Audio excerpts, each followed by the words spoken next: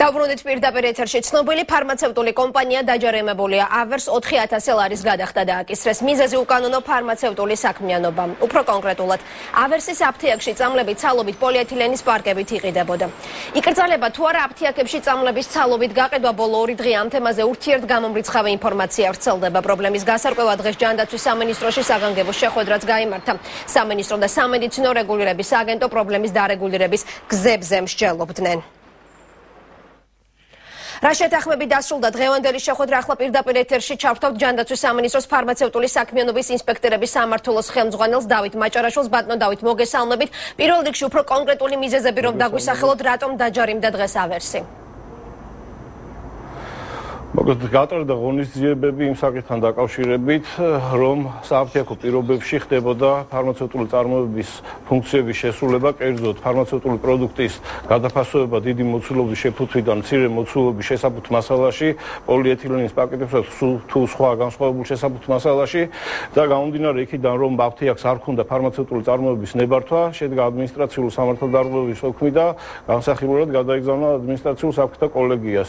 სამართლებრივად რომ სამინისტროს ქმედება ყველანაირად გამართული იყო, ეს დღეს დაადასტურა სასამართლომ, მან კომპანია ავერსი ცნო სამართალდამორღვევად და ადმინისტრაციულ სახდერის სახით დააკისრა ჯარიმა.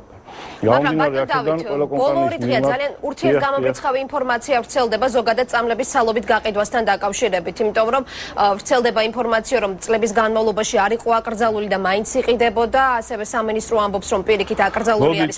შეგვიძლია მოსახლეობას რომ ვუთხრათ, იკრძალება თუ არა აფთიაქებში წამლების ცალობით? მოსახლეობის თვალსაჩინოებისთვის მე გავაკეთებ ესეთ რაღაცას. იკრძალება დღევანდელი მოქმედი კანონმდებლობით აგერ ფლაკონიდან გადაფასოება, თქვა პოლიეთილენის პაკეტში ან სხვა პირველად შესაფუთ მასალაში არანაირად არ იგრძალება ფირფიტით, ბლისტერით გაცემა ან თუნდაც ფირფიტის დაქუცმაცება ტაბლეტებად.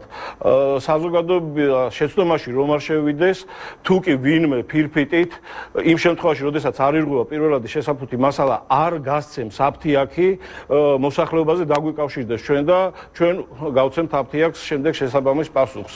ანუ პოლიეთილენის პარკებზეა მხოლოდ საუბარი, რადგან სანიტარული წესები არ არის მხოლოდ პოლიეთილენის პარკებზე, სხვა შესაფუთ მასალაზეც. ნუ აქ გუშინ გავრცელდა ინფორმაცია, რომ თითქოს დავით მაჭარაშვილმა საზოგადოება შეცდომაში შეიყვანა, როდესაც საუბარი არის დავით მაჭარაშვილზე, აქ პიროვნებაზე არ არის, სამინისტროზე არის აქ საუბარი.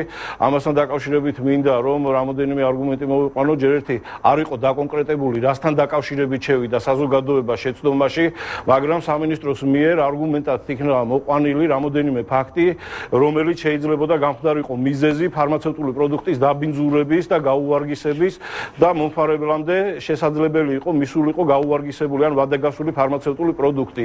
ნუ ესეთი იყო ის არგუმენტები, რომ გადაფასება, როდესაც ხდება, ვთქვათ, რომელიმე ქვეყანაში, სადაც დაშვებული არის, მკაცრად არის გაწერილი რეგულაციები იქ, შემიძლია მაგალითისთვის მოვიყვანო, ვთქვათ, ამერიკის ფარმაკოპეა, აქ იყო ჩვენს მიერ, სამინისტროს მიერ საუბარი მიკრობიულ და ქიმიურ დაბინძურებაზე, რომ ცალკე ოთახში იზოლირებულად უნდა ყოფილიყო ეს განხორციელებული პერსონალი, კვალიფიციური ყველაფერი ეს აბსოლუტურად გაწერილი არის ამერიკის ფარმაკოპეაში, იმ ქვეყანაში, სადაც დაშვებული არის ეს ყველაფერი.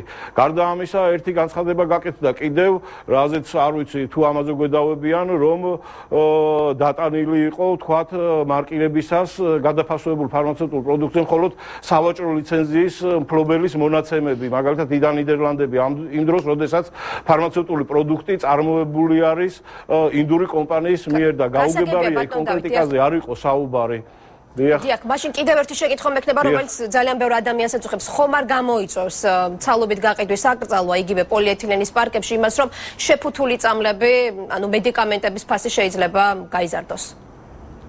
და თუ შეიძლება მოკლედ, იმიტომ რომ ძალიან ვარ შეზღუდულებით რომ დიახ, ფასტარმოქმნის პრინციპში, რეგულაციაში არანაირად არ ერევა ჯანდაცვის სამინისტრო, თუმცა ეკონომ შეფუთვები თავიდანვე ითვალისწინებს იმას, რომ მედიკამენტი იყოს ხელმისაწვდომი მოსახლეობისთვის და რატომღაც არ მგონია ამან, რომ რაღაც ფასტარმოქმნის პრინციპში მოსახლეობისთვის საზიანო შედეგი მოიტანოს.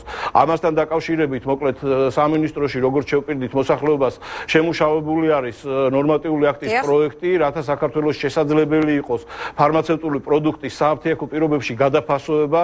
დღეს მოწვეული ყავდა 4 მსხვილი ფარმაცევტული კომპანიის წარმომადგენლები, გავაცანით მათ ეს პროექტი და მოკლედ მიმდინარეობს მუშაობა იმასთან დაკავშირებით, რომ უახლოეს მომავალში მიეცეს მას უკვე ნორმატიული აქტის სახე და კანონმდებლობაში რაც ცვლილებებიც არის გასატარებელი გატარდეს, რათა შეუფერხებლად მოხდეს მოსახლეობის მომსახურება ცალობით ფარმაცევტული პროდუქტით. გასაგებია, დიდი მადლობა აფთიაქებში წამლების ცალობით გაყიდვა პირდაპირ ეთერში ჩვენ შეკითხვებს ჯანდაცვის სამინისტროს წარმომადგენელი დავით მაჭარაშვილი პასუხობდა.